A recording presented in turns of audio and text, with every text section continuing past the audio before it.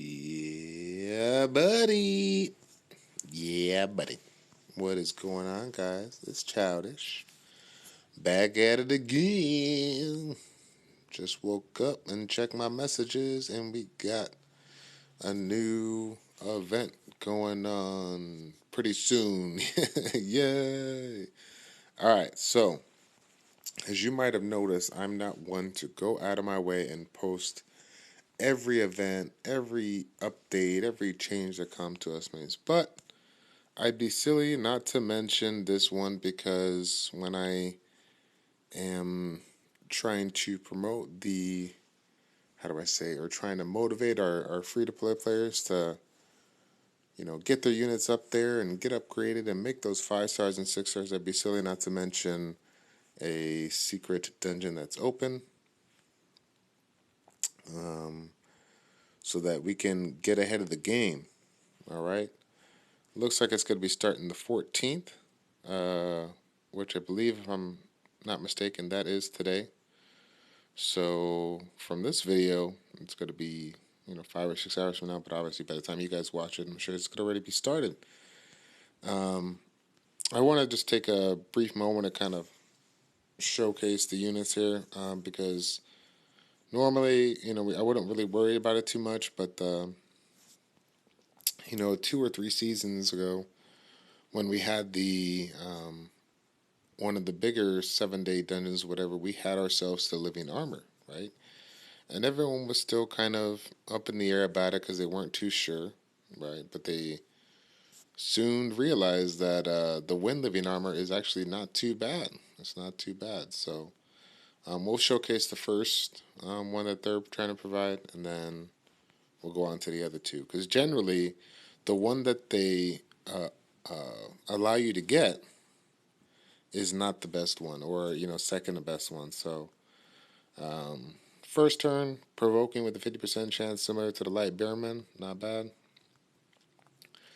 Second turn, attacks with the axe and recovers 25% of the enemy's max HP if the enemy dies. So obviously with the enemy dies, it's not going to happen all too often. Kind of a failed attack.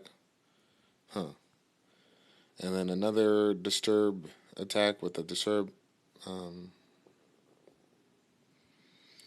hit point recovery, for 2 turns. So recovers that 25% if the dies. If it was recovers like just a straight life tap, I think that'd be okay. Maybe utilize a vampire set with that to make it better, but obviously that's not the case. The enemy has to die, so there's not going to be too many situations other than clearing out regular questing.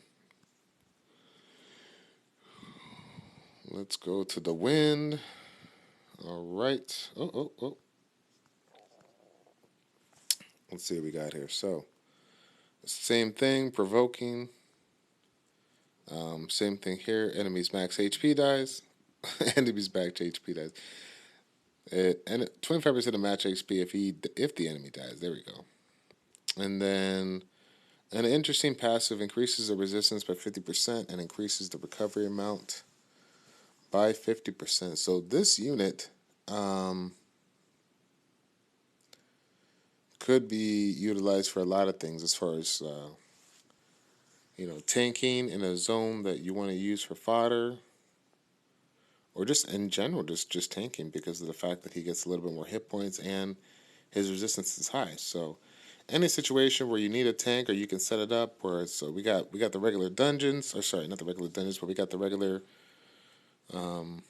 quest line. We got the secret dungeons, which would be good. So going against a fire dungeon with a whole fire team, with the exception of this one wind unit and maybe like a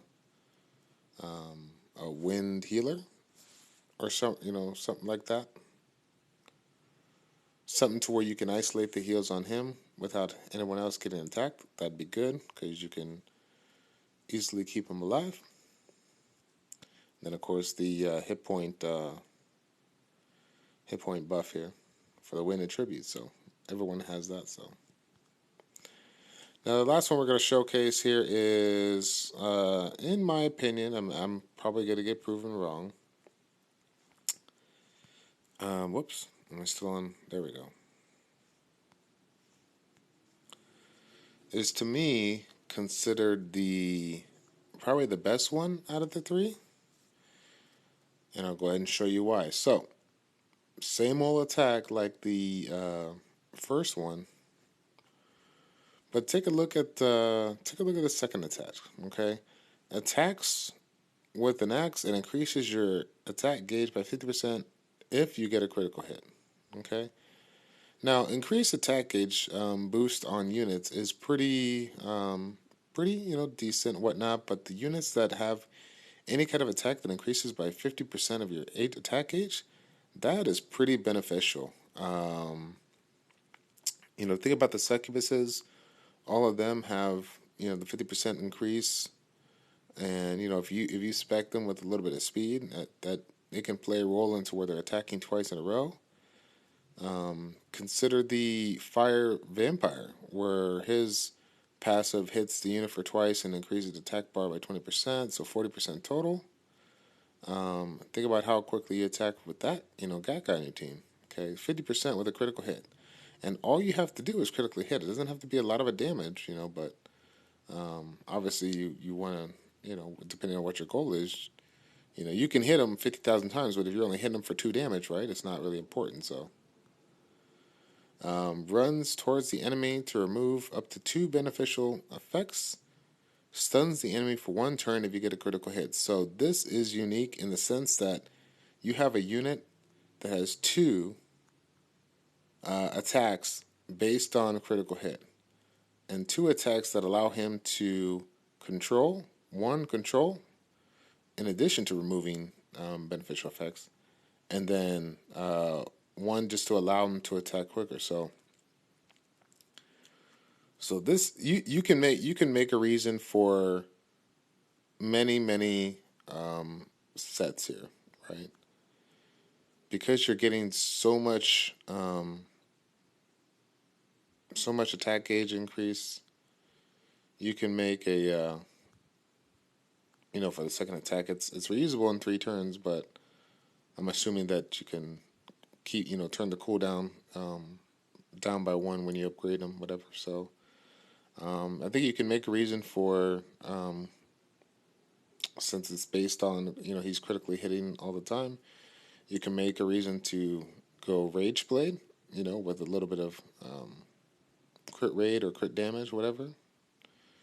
You can make a reason for going Violent Blade if you get the right runes to have the right substats and whatnot to increase his critical hit.